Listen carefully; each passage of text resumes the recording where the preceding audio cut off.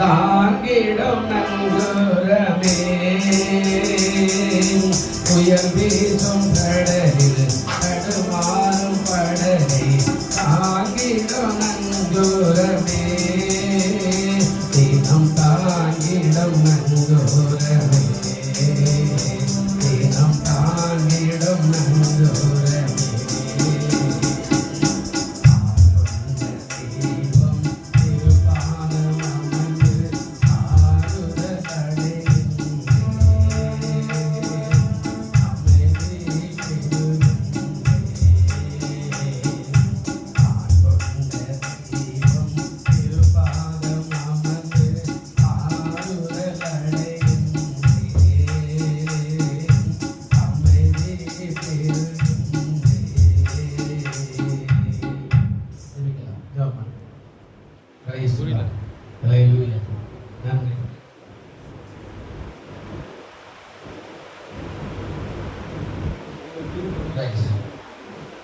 ஹல்லேலூயா. ஸ்தோத்திரம் ஆண்டவரே, உம்மை துதிக்கிறோம், உம்மை ஸ்தோத்திரிக்கிறோம். அன்பின் தகப்பனே, இந்த அருமையான ஆசீர்வதிக்கப்பட்டதான இந்த மன மகிழ்ச்சி நாளுக்காய் நன்றி செலுத்துகிறோம் ஆண்டவரே. இந்த நாளில் கூட ஆண்டவரே பாடல்களுக்காய் உம்மை துதிக்கிறோம், ஸ்தோத்திரிக்கிறோம் ஆண்டவரே. வர்ஷிப்புக்காய் உம்மை ஸ்தோத்திரிக்கிறோம் ஆண்டவரே. ஆவியானவர் தாமே பரிசுத்த ஆவியானவரே இறங்கி ஆளுகை செய்யும்படியாய் ஜெபிக்கிறோம் ஐயா, உம்மை ஸ்தோத்திரிக்கிறோம். தேவனுடைய வார்த்தைகளுக்காய் உம்மை துதிக்கிறோம் ஆண்டவரே. நீர் பேசும் ஐயா, பெரிய காரியங்களை செய்தோம். சபையில் அற்புத அடையாளங்கள் அதிசயங்கள் நடக்கும்படியான காரியங்களை நீர் செய்யும்படியாய் ஜெபிக்கிறேன் ஆண்டவரே, உம்மை துதிக்கிறேன். நடைகளில் மாற்றி ஆசீர்வதிப்பீராக. அறிவின் பகுதி காணிக்கையின் பகுதி பொறுப்பெடுக்கும்படியாய் ஜெபிக்கிறோம். தாழ்த்துகிறோம், ஒப்பு கொடுக்கிறோம் ஆண்டவரே. பெரிய காரியங்களை செய்யுங்க. தேவனுடைய நாமத்தை மகிமைப்படுத்த விசுவாசப்படுத்த ஆண்டவரின் ஆராதனையிலே தேவ பிரசன்ன மகிமை இறங்கி ஆளுகை செய்யும்படியாய் ஜெபிக்கிறோம். தாழ்த்தி ஒப்பு கொடுக்கிறோம். இயேசுவின் நாமத்தில் ஜெபிக்கிறோம் எங்கள் ஜீவனுள்ள பிதாவே, ஆமென். உட்காரும். ரைஸ்லா மாத்திரமே துங்கவனே சுவிநாமமதே துதிகளின் மத்தியில் வாசம் செய்யும் தூயனே அமல் சோதனைப்போமே அற்புதமே அவர் நடத்துதலே ஆனந்தமே பரமானந்தமே நன்றியாலுள்ளமே மிக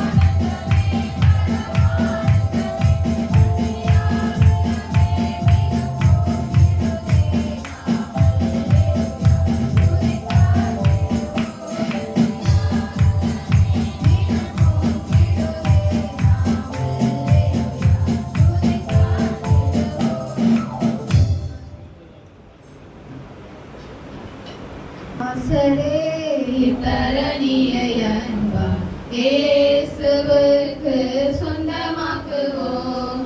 தாசரே தரணியை அன்பால் இயேசுவுக்கு சொந்தமாக்குவோம். நேசமாய் இயேசுவை கூறுவோம். அவரை காண்பிப்போம். மாயிருள் நீக்குவோம். வெளிச்சம் வீசுவோம். தாசரே தரணியை அன்பால்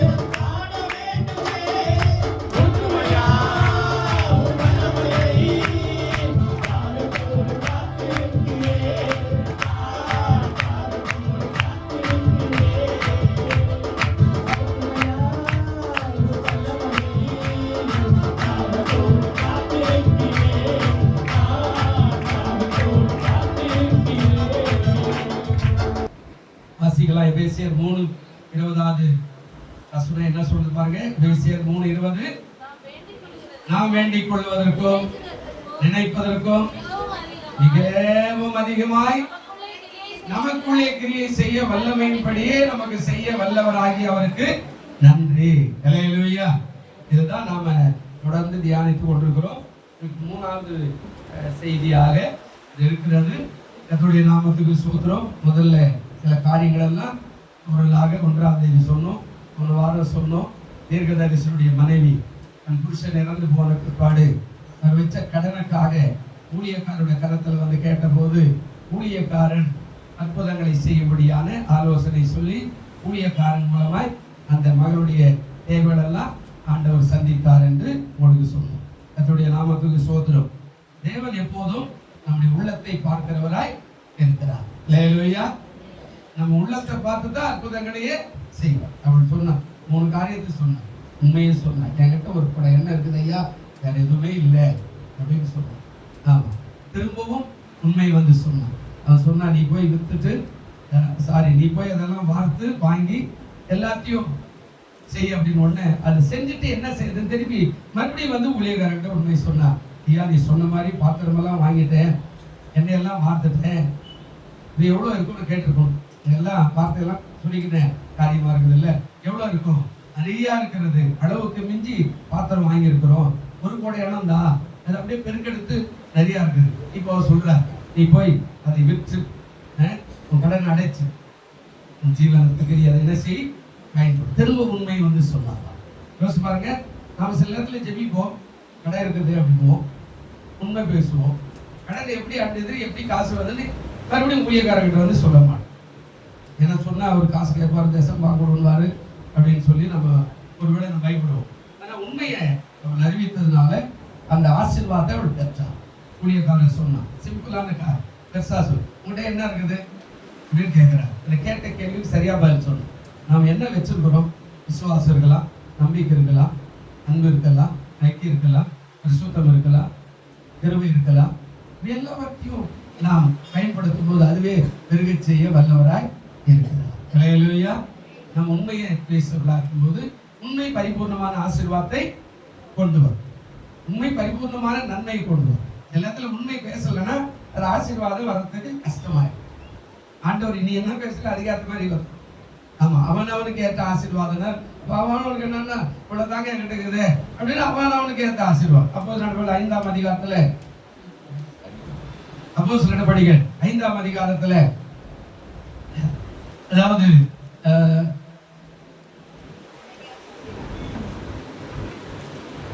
காரியம் என்ன செய்யறாரு அப்படின்னா, அப்போஸ்தலர் பார்த்தல் வித்து கொண்டாந்து வைக்கிறாங்க. ஒரு குடும்பம் கேக்குது, நிலத்தை இவ்வளவு தானா வைத்தீங்க அப்படின்னா, ஆமா அப்படியே பச்சை வதனமா சொன்னான், ஆமா ஆண்டவனே ஏன் நீ பரிசுத்த ஆவிக்கு போய் சொன்ன அப்படின்னு ஊழியக்காரர் ஒரு வார்த்தை கேட்டவனா அங்கேயே விழுந்து மத்து போயிட்டான். அது தெரியாருடைய மனைவி வந்து கேட்கிறா, புருஷன் போனாரு இங்க போய் வரணும். மறுபடியும் அப்போஸ்தலர் கேட்கிறா, நிலத்தை இவ்வளவுதான் வித்தீங்களா? ஆமா எஜமானனே. அவ்வளவுதான். ஒண்ணு, நீங்கள் இருவரும் பரிசுத்த ஆவிக்கு விரோதமாய் போய் சொல்ல ஒரு மனப்பட்டது என்ன? உன் புருஷனை அடைக்கிற கால்கள் வெளியே வாசல் நிற்குது அப்படின்னு அவ்வளோ விழுந்து மதிக்கிறோம். பரிசுத்த ஆவிக்கு விரோதமா நம்ம எப்போதுமே பொய் சொல்லாம உண்மையை பேசி, அதனால உங்க காசு பணத்தெல்லாம் ஊழியக்காரர் கேட்டு சபையில போட்டுன்னு அப்படிலாம் ஒன்றும் சொல்ல மாட்டாங்க. அதாவது ஆண்டவருக்கு முன்பாக எப்போதும் நீங்க உண்மை உள்ளவர்களாய் இருங்கள். அபிஷேகம் நிச்சயமாய் அற்புதத்தை கொண்டு வரும். ஹல்லேலூயா. இந்த ஆண்டவர் சொல்றார், மிக அதிகமாய் நன்மை செய்வார், கற்பனைக்கும் யோசிக்கிறதுக்கும் மேலாக நன்மை செய்வார். எனக்கு ஒரு ராஜாவை உங்களோட கரத்துல காட்டுறேன். ஒருவேளை இது பெரிய நீண்ட பிரசங்கம், ஒருவேளை முடிக்க முடியுமானா நான் முடிச்சிடுறேன். சோதரம் ஏசாயா தீர்க்கதரிசன புஸ்தகம் 38ஆம் அதிகாரத்தை நாம் திறந்து கொள்ளலாமே. ஏசாயா தீர்க்கதரிசன புஸ்தகம் 6 வசனத்தை வாசிக்கிறோம். 6 பேர் போன வாரம் வாச மாதிரி 6 பேர் வாசிக்கிறோம், ஆளுக்கு ஒரு வாசனம். ஏசாயா 38ஆம் அதிகாரம் 1லிருந்து 6 வசனம் வரையில மாறி மாறி நாம் வாசிக்க போறோம். ஏசாயா 38ஆம் அதிகாரம் 1வது வசனத்திலிருந்து 6வது வசனம் வரையில மாறி மாறி வாசிப்போம்.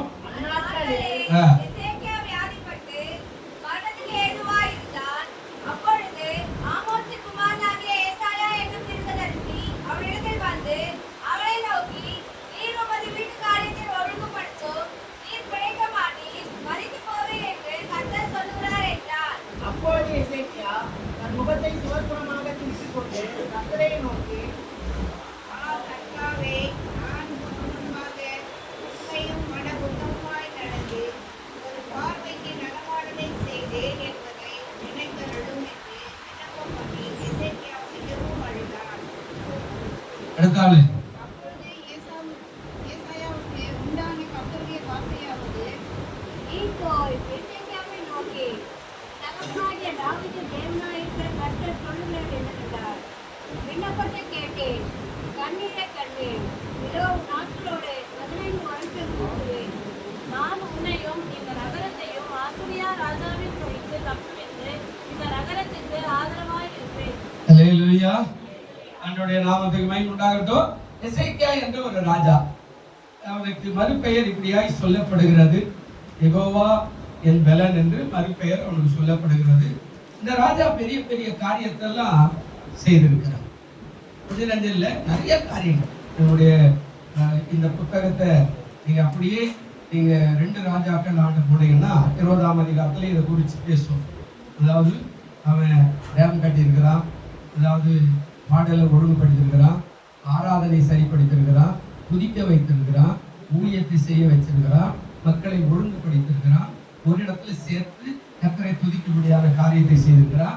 இவனுக்கு கொஞ்சம் சில வேட்டிமையும் வந்து அதனால கர்த்தரை கனம் பண்ணாதனால அது நிமித்தம் ஏற்பட்ட இந்த வியாதி. கர்த்தருடைய நாமத்துக்கு ஸ்தோத்திரம். இவன் எல்லா காரியத்தையும் நல்லா செஞ்சுட்டான். சில பேர் நம்ம எல்லாத்தையும் ஒழுங்கா இருப்போம், கொஞ்சம் கர்வம் நமக்குள்ளவே இருக்கும். அது போல இவன் கொஞ்சம் கர்வமான காரியத்தை செஞ்சுட்டான். அது நிமித்தம் வந்த வேதனையான ஒரு காரியம். இருந்தாலும் இவனுக்கு ஆண்டவர் ஒரு காரியத்தை சொல்றார். அதுக்கப்புறம் இவனுக்கு சுகம் வந்து மறுபடியும் அவன் கெட்டு போயிட்டான். இவனுடைய வாழ்க்கையில பெற்ற ஆசீர்வாதத்தை இழந்து போயிட்டான். நிறைய பேர் போராடி பெற்ற ஆசீர்வாதத்தை நாம இழந்துடுவோம். சில நேரத்துல நம்ம எப்படின்னு தெரியாதே சொல்லுவோம், போயிடுச்சுன்னா ஆராய்ச்சி பார்க்க மாட்டோம். போயிடுச்சு, கடவுள் எடுத்துட்டார், கடவுள் விட்டார், கடவுள் என்னை கை விட்டார் அப்படின்னு நம்ம சில நேரத்துல பாருங்க. இவன் பெரிய பெரிய காரியங்களை ஏன்னா அதான் அங்க அந்த பகுதி எடுக்க முடியாது, ரொம்ப நேரம் ஆகும். அவன் செஞ்ச காரியங்கள்லாம் ஒரு நாளைக்கு தனியா பேசலாம். ஆனா இங்க சுருக்கமா அவனை குறிச்சு ஏசாயா தீர்க்க தரிசனத்துல எசேக்கியா ராஜாவை குறிச்சு பேசுறார். கொஞ்சம் அவன் பாருங்க பெரிய காரியங்களை செய்தவன். கொஞ்சம் கர்வம், கொஞ்சம் மேட்டிமை,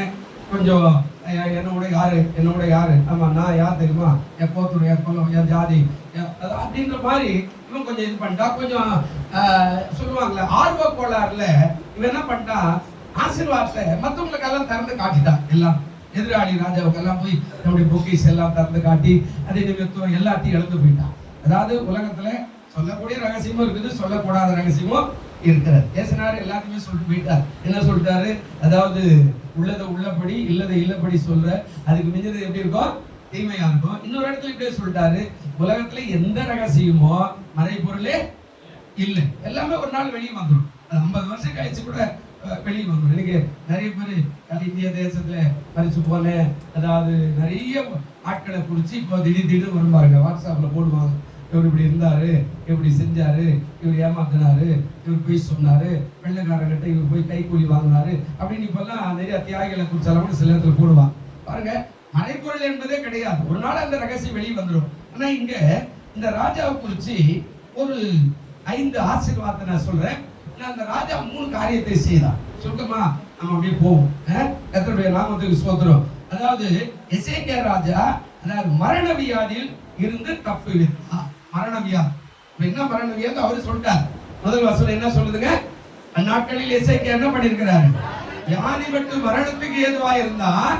அப்போது ஆமோசின் குமாரனாகிய ஏசாயா என்னும் தீர்க்கதரிசி இடத்துல வந்து அவனை நோக்கி, நீர் உமது வீட்டு காரியத்தை என்ன பண்ணுங்க, ஒழுங்குபடுத்தும், நீர் கிடைக்க மாட்டீர், மறித்து போயிருந்து கர்த்தர் சொல்லுவார். நீங்க ராத்திரி இந்த கதையை நீங்க யாராவது வந்து சொல்லிட்டான்னு வச்சுக்கலேன், உங்க மனசு எப்படி இருக்கோங்க, அவ்வளவுதான். பேர் ராத்திரியே விழுந்து ஜீவன் விடுறது அப்படிதானே சொல்றாரு. நீ உன் காரியத்தெல்லாம் சரி பண்றப்பா, வீட்டு காரியமெல்லாம் யாராருக்கு என்னென்ன பண்ணணும், பிள்ளைகளுக்கு என்ன பண்ணுமோ அதெல்லாம் பண்ணிட்டு நீ மறிச்சு போயிடுன்னு ஆண்டவரே சொல்லிட்டாரு அப்படின்னு தீர்க்கதரிசி வராரு. அரண்மனை இங்க இருந்து பெரிய அண்ணார் வரைக்கும் அரண்மனை இருக்குன்னு வச்சுக்கலாம். ஒரு உதாரணத்துக்கு சொல்றேன். ஏன்னா நீங்க காரைக்குடிக்கு போனீங்கன்னா அந்த மாதிரி வீடெல்லாம் இன்னும் கூட அது மாதிரி இருக்கிற அரண்மனை மாதிரி இருக்கும். இப்போ அங்க இருக்கிற 4 பேர் இருப்பான் அந்த வீட்டுல, மீதி எல்லாம் வெளியூர்ல விட்டு இருப்பான். அந்த வீடு இந்த கடைசியில அந்த கடைசி வரைக்கும் இருக்கும். இதே இந்த ஊர்ல கூட இருந்தது. நான் இந்த ஊருக்கு வந்த புதுசுல 90ல பாத்தீங்கன்னா இந்த மன்னார் தெருவுல இருந்து அந்த 2ஆம் தெருவுக்கு போற வரைக்கும் ஒருத்தருடைய நிலம் அப்படி இருக்கும். அந்த 2ஆம் தெருவுல இருந்து இந்த 1ஆம் தெரு வரைக்கும் ஒருத்தருடைய நிலம் நிலமா இருக்கும். இதை நான் பார்த்திருக்கிறேன். இது எங்க கிராமங்கள்ல கூட இருந்திருக்கிறேன். காலத்துல அப்படி என்ன 5 ரூபாய்க்கு 10 ரூபாய்க்கெல்லாம் நிலம் கிடைக்கும் போது வாங்கி போட்ட இடம் தானே. இப்பெல்லாம் அன்னைக்கு சவரம் எனக்கு ஞாபகம் இருக்கு. நான் சின்ன வயசுல இருக்கும்போது அதாவது வெறும் 250 ரூபாய் எங்க பாட்டி சொன்னாங்க. இது பொண்ணு பா சவரம் பா அப்படின்னா 250 நாங்க. இன்னைக்கு 250 எங்க இருக்குது, 75,000 எங்க இருக்குதுன்னு பாருங்களேன். ஒரு சவரம் மாறி போகுது இல்ல. அப்போ அன்றைக்கு அது வாங்கி போட்டது நீளம். அப்ப எசேக்கியா இங்கிருந்து பெரியார் நகரோட அரண்மனைன்னா தீர்க்கதரிசி உள்ள வந்து இவன் மெத்தையில உட்காந்துக்கிறான், சிம்மாசனத்தில் உட்காந்துக்கிறான். சிம்மாசனத்தில் உட்காந்துக்கிறவன் பார்த்து இப்படி சொல்லிட்டு போகும்போது இவன் எவ்வளவு வேதனைப்பட்டு இருப்பான். இங்கதான் சில காரியங்களை 3 காரியத்தை முதல்ல சொல்றேன். அதுக்கப்புறம் ஆண்டவர் செய்த ஆசீர்வாதம் சொல்றேன். எசேக்கியா செய்து 3 காரியம் செய்தா. என்ன காரியம் அப்படின்னா, முதல் காரியம் அவருடைய காரியத்துல என்ன சொல்றான், முதல்ல ஆண்டவரை நோக்கி பார்த்தான். செத்தவன் சொன்ன உடனே இவோ முதல்ல அவன் செஞ்சது, ஐயோ ஆண்டவர் அவனுக்கு கண்ணுக்குதா நான் என்ன, அதெல்லாம் கேட்கல. அவன் முதலாவது சிம்மாசனத்தை விட்டு இறங்கிட்டான். இறங்கி அவன் தேவனை நோக்கி பார்த்தான். முதலாவது அப்பாவுடைய பிரசன்னத்தை பார்க்கும்படியாக அவன் திரும்பினான். அதாங்க சொல்றார், ஆண்டவரை நோக்கி பார்த்தான். இரண்டாவது, அதாவது அவன் விண்ணப்பம் செய்தான். மூணாவது அவன் அழுதான். இந்த அழுகை எதை குறிக்கிறது அப்படின்னா தாழ்மை. அதாவது ராஜா என்ன போய் இப்படி சொல்லிட்டாரு அப்படின்னு இல்லாம சிங்காசனத்தை விட்டு இறங்கினா பாரு, அதான் தாழ்மை. அதோட அவன் அழுதான். என்ன சொல்லி அழுதான்? இந்த 3 காரியம் அவன் செய்தான். என்ன காரியம் பாருங்க. முதல்ல ஆண்டவரை நோக்கி அவன் பார்த்தான். என்ன சொல்றார் 2வது வசனத்துல, எசேக்கியா தன் முகத்தை சுவர்புறமாக திருப்பிக் கொண்டு கர்த்தரை நோக்கினான். நல்ல கவனிக்கணும். முதல்ல நம்ம எப்பவுமே ஆண்டவரை, எல்லா காரியமும் கஷ்டம் வருதுன்னா ஒரு பிரேயர் பண்ணுவோம், நோக்கலாம். அதாவது அவருடைய முகத்தை தேடுறான், முக தரிசனம். சில நேரம் நமக்கு கிடைக்காத கூட போயிடும். நிறைய பேர் சொல்லுவாங்க, நான் இப்ப கூட சொல்லுவேன், நிறைய நான் கடவுளை தரிசித்தேன், இயேசு எனக்கு வெளிப்பட்டாரு, ஆமாண்ணா அவர் முகம் நிறைய பேர் சொல்லுவாங்க சாட்சி. அது ரொம்ப ஆச்சரியமா கூட என்னோட பேசினாரு அப்படின்னு. ஆனா எனக்கெல்லாம் முக தரிசனம் இது வரைக்கும் ஆண்டவர் காட்டல. ஆனா எனக்கு வார்த்தை தான் ஆண்டவர் பேசுவார். கடினமா போராடி ஒருவேளை வாழ்க்கை முடிஞ்சிருமோ ஆண்டவரே அப்படின்னு நினைக்கும் போது கர்த்தருடைய வார்த்தை ஒண்ணு வரும். எங்கிருந்து வரும்னு தெரியாது, எப்படி வரும், திடீர்னு உள்ளத்துல இருந்து வரும். அதை எடுத்து பார்த்து, எனக்கு கொடுக்கப்பட்ட ஆசீர்வாதமான வார்த்தையை அதை பிடிச்சு ஜெபம் பண்ணும்போது அந்த வியாதி ஆண்டவர் மாற்ற வல்லவரா இருப்பார். அல்லேலூயா. ஏன்னா வெளிப்படுதல் பொய்யெல்லாம் சொல்ல முடியாது. கூட ஆண்டவர் தரிசிக்கிறேன், நான் டெய்லி பார்க்குறேன், டெய்லி அதெல்லாம் ஏமாத்தலாம். உண்மை பேர் எனக்கு எப்போதுமே வார்த்தை தான் வெளிப்படும். எனக்கு ஆண்டவர் வெளிப்பட்டதே இல்லை. அதாவது சில ரகசியங்கள் வெளிப்படும். சில ஆட்கள் யாரும் மறிக்கிறாங்கன்னா அது வந்து நம்ம சபையாகட்டும், சொந்தமாகட்டும், அது நண்பர்கள் வட்டாரமாகட்டும், அதாவது கனவுல அவங்க முகத்தை காட்ட மாட்டார், வேற ஒரு ஆளு மறைச்சு நேரமாக்குற மாதிரி, இது மாதிரி இந்த புடவை போத்திருக்கிற மாதிரி, இந்த வேஷ்டி போத்திருக்கிற மாதிரி, இப்படி கணக்கு படுக்க வச்சுக்கிற மாதிரி அதெல்லாம் நிறைய வரும். நான் உடனே எழுந்து சொல்லுவேன், ஆண்டவரே யாருன்னு தெரியாது, இருந்தாலும் அந்த ஆன்மா சாந்தி அடைந்து ஜெபிக்கிறேன் அப்படின்னு 2 மணியோ 4 மணியோ அலண்டு போய் உட்கார்ந்து நிற்போம். ஆண்டவரே யாருன்னு தெரியல, ஆண்டவரே ஒரு சகோதரி காட்டுறீங்க, இல்லை ஒரு சகோதரனை காட்டுறீங்க.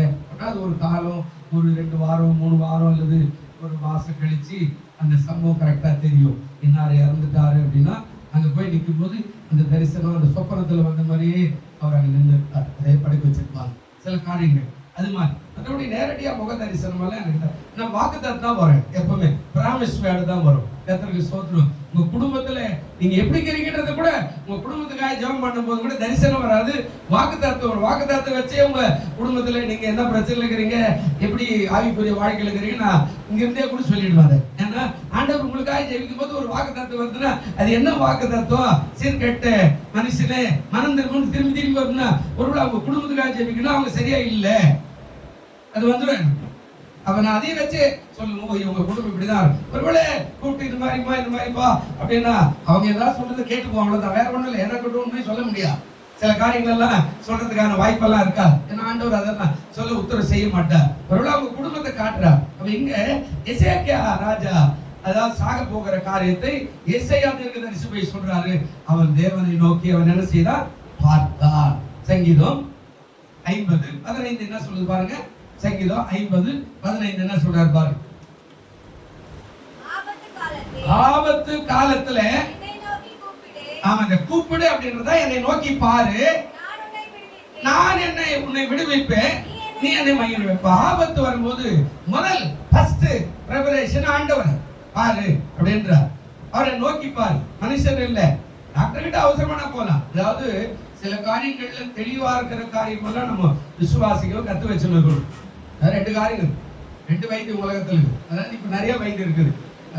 சித்தா வைத்தியம் இருக்குது, உணானி வைத்தியம் இருக்கிறது. அப்புறமா கவர்மெண்ட் டாக்டருக்கு சொல்லுவாங்க இது என்ன வைத்தியமா, இங்கிலீஷ் மெடிசன் அப்படி சொல்லுது. இது மாதிரி நிறைய வைத்தியங்கள் தனித்தனியா இருக்கும். அவன் என்ன வைத்தியம், உள்ளுக்குள்ள வைத்தியம், மேலுக்கான வைத்தியம் அப்படின்னு சொல்லி. ஆனா 2 காரியத்தை மட்டும் கரெக்டா வச்சுக்கணும். அவசர மருந்து, நிதானமான மருந்து. அவசரமான வியாதி, நிதானமான வியாதி. இது 2 கண்டுபிடிச்சு வச்சுக்கணும். நீங்க எது அவசரமோ அதை உடனடியா செய்யும், எது கொஞ்சம் நிதானமோ அதை மெதுவா செய்யும். வியாதிக்குன்னா ஹார்ட் அட்டாக் வந்தா இல்ல நான் நாட்டு மருந்து சாப்பிட்றேன் கத்தர் என்ன மாத்துவர்னா அது சீக்கிரம் போய் சேர்த்து. அது உடனடியா இங்கிலீஷ் மருந்துக்கு போகணும், ஊசியை போடணும், அவன் செய்ய வேண்டிய ட்ரீட்மெண்ட் செஞ்சு உடனடியாக காப்பாற்றிடுவான். அதுக்கப்புறம் தான் மற்ற காரியம். இதை நாம வேகமாய் தெரிந்து வச்சிருக்கணும் விசுவாசிகள். இதை நாம தெரிஞ்சுக்கல, இல்ல நான் இதான் சாப்பிடுவேன் அப்படின்னா அது வேகமா பரவி இந்த மருந்து போய் இன்னும் கொஞ்சம் கலப்பி அவுட் ஆகும். அதுக்கப்புறம் கடவுள் விட்டாருன்னா சொல்ல முடியாது. அப்ப எது அவசரமோ அதை செய்யணும், அதுக்கப்புறம் தான் மெதுவா இதை செய்யணும். அப்ப இதெல்லாம் உலகத்துல வச்சுக்கிற மாதிரி. இது என்ன சொல்றாரு, அவசரம் என்ன, ஃபர்ஸ்ட் யாரை பார்க்கணும், ஆண்டவரை நோக்கி பார்க்கணும். அல்லேலூயா சொல்லுங்க, அல்லேலூயா. அவர் தான் நோக்கி பார்க்கணும். ஆண்டவரே இது எப்படி முடியும், இதுக்கு இவன் உடனே அந்த சிம்மாசனத்தை விட்டு இறங்கிட்டான், கீழே இறங்கி சோர்பரமாய் திரும்பிட்டான். அதனுடைய அர்த்தம் என்ன அப்படின்னா, இனிமே சிம்மாசனம் தேவையில்லை, நானே சாவ போறேன், இனிமே அது எதுக்கு இறங்கினோன்னு அவன் சோர்பரமாய் திரும்புறான். எதுக்கு திரும்புறான் அப்படின்னா கடவுளை நோக்கி பார்க்கணும். இப்போ எதிர்க்கா சிம்மாசனத்துக்கு முன்னாடி எல்லாம் உட்காந்துக்கிறான், அவன் எதற்கா ஆண்டவர் கும்பிட முடியாது. அதனால சுவர்புறமாய் தன்னை திருப்பி தாழ்மைப்படுத்துகிற காரியத்தை காட்டுறான். சுவர்புறமாய் திரும்பினான். இப்ப பாருங்க 3வது வசனத்தை வாசிக்க என்ன நடக்குது. கர்த்தாவே நான் உமக்கு முன்பாக நான் எப்படி இருந்திருக்கிறேன், உண்மையும் மன உத்தமமாய் நடந்து உமது பார்வைக்கு நலமானதை செய்தேன் என்பதை நினைத்தருளும் என்று விண்ணப்பம் பண்ணினான். இப்போ 2வது ஜெபம். அதாவது என்ன சொல்றாரு, முதல்ல நோக்கி பார்த்தார். இப்போ நீங்க அடிக்கடிக்கு இது செய்யும். அதாவது வருமுன் காப்புன்னு உலகத்துல வச்சிருப்பாங்க. நம்ம தமிழ்நாட்டில் கூட இப்ப கூட இருக்கிற, அதாவது வருமுன் காக்கிற காரியத்தை அரசாங்கம் வச்சிருக்கோம். வீடு தேடி வரும், நமக்கு நாமே விற்கும் போது நம்ம ஆராய்ந்து பார்த்து யாரும் இல்லாத வாழ்ற மாதிரி இப்படியெல்லாம் வச்சு பைபிள்ல தான் இருக்குது. மற்ற 6:6 பார்த்தீங்கன்னா வருமுன் காக்கிற காரியத்தை ஆண்டவர் சொல்லியிருப்பார். மற்ற 6:6 என்ன சொல்றாரு பாருங்க, இருக்குதாப்பா, ஒரு கோடு போட்டு வச்சு. நீயோ ஜெபம் பண்ணும் போது எங்க போய் பார்க்கணும், முதல்ல அறை வீட்டுக்குள்ள பிரவேசி, போட்டு அந்தரங்கத்துல இருக்கிற உன் பிதாவை நோக்கி ஜெபம் பண்ணு. அப்போது அந்தரங்கத்தில் பார்க்கிற உன் பிதா வெளியரங்கமாய் உனக்கு என்ன பண்ணுவாரு. இது டெய்லி நடக்கிற, அதாவது ரொட்டீன் பிரேயர் அப்படின்னு சொல்லுவாங்கல்ல, இதான் டெய்லி நீ செய்யணும். இதுலயே பாதி வியாதி போயிடும். நம்ம என்னைக்கோ ஒரு நாளைக்கு இது செய்யக்கூடாது, டெய்லி. ஆமா, இது நமக்கு பிரேயர். ஆள்னா ஒரு மூலையில, உங்க வீடு சின்ன வீடு, ஒரு மூலையில வச்சுக்கணும், அவ்வளவுதான். தூங்கி எழுந்து முகத்தை கழுவிட்டு போய் அந்த மூலையில ஒரு முக்காடு போட்டு டெய்லி அங்க உட்காரணும். ஆண்டவர் ஆவியானோட பிரசன்னம் நாங்க ஏற்கனவே இருக்கோம். இப்ப டெய்லி இதை செய்ய வேண்டியது. இதான் வருமுன் காக்கிறோம். அப்ப நம்ம ஜெபிக்கும் போது கர்த்தர் நமக்கு விரோதமாக இருக்கிற எல்லா காரியத்தையும் முறியடிக்க அவர் வல்லவரா இருக்கிறார். ஹல்லேலூயா. வந்த பிறகு போய் செய்யறதுன்றது அவசர வியாதி. வரத்துக்கு முன்னாடியே செய்து தன்னை தற்காத்துக் கொள்ளுகிறது தான் வருமுன் காக்கிற ஒரு காரியம். அப்போ நீ எப்பெல்லாம் உனக்கு அந்த மாதிரி வருதோ அப்பெல்லாம் நீ என்ன செய், உன் அறை வீட்டுக்குள்ள போ, அந்த பிரவேசித்து உன் கதவை கொஞ்சம் போட்டு அந்த இடத்துல பார்க்கிற உன் பிதாவை நோக்கி என்ன பண்ண, ஜெபம் பண்ணும். அதுக்காக சத்தம் போட்டு ஆண்டவரே எனக்கு இப்படி வியாதி இல்லதுக்காக சோத்துரும், அவளை அடி ஆண்டவர், இவன் அடி ஆண்டவர், அவனை நாம எங்க இருக்கிறோமோ அதை பார்த்து அமைதியான ஜெபம். ஆமா, எல்லாத்துல நமக்கு இப்பெல்லாம் வீடே கொடுக்க மாட்டேங்கிறாங்க சொல்லியா தெரியுமா, நம்ம பண்ற அட்டகாசம் கொஞ்சம் வீடே கொடுக்க மாட்டாயா, நாம ஒருகிட்ட போய் பேசி ஏங்க நல்ல மனுஷன் இல்ல இல்ல இல்ல இல்ல அதுவும் பெந்த கோசரா கொடுக்க மாட்டேன் அப்படின்ட்டு சொல்லுவான். ராத்திரிக்கெல்லாம் எழுந்து ஜெபம் பண்றேன்மா, ஆமா ஒவ்வொரு கத்தும் அலுவலியே போடுவான், பக்கத்துல இருக்கிறவங்க இந்த மாதிரி ஒரு மாதிரி பாப்பான், நான் கொடுக்க மாட்டேன் அப்படின்னு சொன்னேன். இல்ல இல்ல இதுவே பண்ண மாட்டாரு, நான் கொஞ்சம் சொல்றேன், நீங்க வீடு கொடுங்க அப்படின்னு சொன்ன பிறகு கொடுத்தாரு. ஆனா போய் நாள் அமைதியா இருந்தார். மறுபடியும் அதே மாதிரி ஆரம்பிச்சு அது பெருசாகி அவரு நீயா நானான்ற மாதிரி வீட்டை காலி பண்ணி கொடுத்தாரு. என்னை கூப்பிட்டார், நான் கட்ட பஞ்சாயத்துக்கெல்லாம் வர மாட்டேன், தயவுசெய்து விட்டுரு, இதோ நீ சொன்னேன், நான் பேசிட்டேன். திருப்பி அதே மாதிரி நீ ஏந்து ராத்திரி 3 மணிக்கு ஏந்து சத்தமா கத்தி கத்தி ஜோமன் பார்த்து வீட்டுல இருக்கிறவங்க என்ன என் வீட்டுல ஒரே சத்தம் போடுறா, அன்னைக்கு பாய்ச்சல் பேசுறேன், ஏதோ அச்சா மச்சான் கத்துறாங்க அப்படின்னா கண்டிப்பா வீடு தர மாட்டான், நீ போயிடு. எங்கேயும் இல்லை, நேர் எதிர் வீட்டுல தான். அது யாருன்னு எனக்கு தெரியாது. ஐயா ஃபாதர் நான் வீட்டு குடி வரேன்னாரு. சரிங்க நீங்க வாங்கினார், பக்கத்துல இருக்கிற டெய்லர் இருந்தார், நான் கொடுக்கணும் அப்படின்னு அவர் சொன்னார். அவர் ஐயா கூப்பிடுற, அவர் என்ன பாவம் உட்காந்துக்கிறாரு. அவரு இல்லை பாஸ்டர்னா ஒரு மரியாதை இருக்கும் அப்படின்னு அட்வான்ஸ் கொடுத்தார். அவ்வளோதான் பாவம், அதான் நான் செஞ்ச பாவம். அதுக்கப்புறம் அவர் பண்ண கூத்தெல்லாம் ஒரு கலெக்டாக பண்ணி அது கட்ட பஞ்சாயத்து மாதிரி ஆகி அதுக்கப்புறம் எனக்கு அவரு தெரியும். இவர் சொல்லு நீ எவனே நான் பொண்ணோட ஏன் மூட அனுப்பி கண்டாவது வெளியில கூட அது நிறைய பிரச்சனை எல்லாம் அனுப்பிச்சு. அதுக்கப்புறம் நான் அவர் பார்க்கவே இல்லை. அதுக்கப்புறம் அவர் போயிட்டார். எதுக்கு சொல்றேன்னா அவசர பிரேயரு எப்போ, நிதானமான பிரேயரு எப்போன்றதெல்லாம் விசுவாசி கண்டுபிடிச்சு வச்சிருக்கோம். அதே மாதிரி இடம் குரல் ஏவர், எந்த வீட்லயும் எப்படி ஜெபம் பண்ணணும். நம்ம போய் இன்னொரு வீட்டுல ஜெபம் பண்ணும்போது அங்க போய் கத்தி கூச்சல் போட்டு கூப்பாடு போட்டா நாம முடிச்சுட்டு வந்துடுவோம். அவன் அடுத்த நாளைக்கு அவனை காலி பண்ணு போடா அப்படின்னு சொல்லிடுவான். அல்லேலூயா சொல்லுங்க, அல்லேலூயா. நீ சபை பிரதேசம் பண்ற அன்னைக்கு இங்க ஒரு மீட்டிங் எல்லாம் போடும்போது எல்லாம் முடிச்சு கடைசியா ஒரு ஜெபம் பண்ணுவோம். கடைசி ஜெபம் ஒரு மைக் எடுத்து சொல், ஆண்டவரே இந்த இடம் அருமையான இடமா இருக்கிறது, ஐயாவுக்கு சொந்தமா நீ கொடுத்து விட்டு இருக்கா சோத்ரம் அப்படின்னா பக்கத்து வீட்டுல இருந்து நேரம் மறுநாள் வந்து நான் உனக்கு வாடகை கொடுத்தா நீ வந்து மந்திரம் நீ போய் அப்பதான் ஊரெல்லாம் போய் கடன் வாங்கிட்டு வந்து 45,000 ரூபாய் பட்டாய் போட்டு எனக்கு என்ன பேசுறதுன்னு தெரியல. பாருங்க நம்ம எப்படி வாழணும்ன்றது நம்ம செஞ்சுக்கிட்டா எல்லா வியாதியிலிருந்து நம்ம ஆண்டவர் விடுதலை கொடுக்க வல்லவராய் இருக்கிறார். அதுக்கப்புறம் இங்க வந்தா யாரா ஊழியக்காரன் ஏன் பக்கத்துல வந்து சோ பண்ணி வேண்டாம் அப்படின்னு அங்க எதனா கத்தினு எதனா கத்து அப்படின்னு இடம் போற இல்லையா. நம்ம எப்படி வாடகை கொடுத்துருக்கோம், வாடகைக்கு இருக்கணும். இது எனக்கு சொந்தமான சும்மா இருப்பாங்க ஆண்டவருக்கு அது பிரயோஜனம் இல்லை. அப்ப இங்க என்ன சொல்றாரு, முதல்ல ஆண்டவரை நோக்கி பார்த்தா டெய்லி வருமுன் காக்கிற கார் டெய்லி ஜெபம் பண்ணு.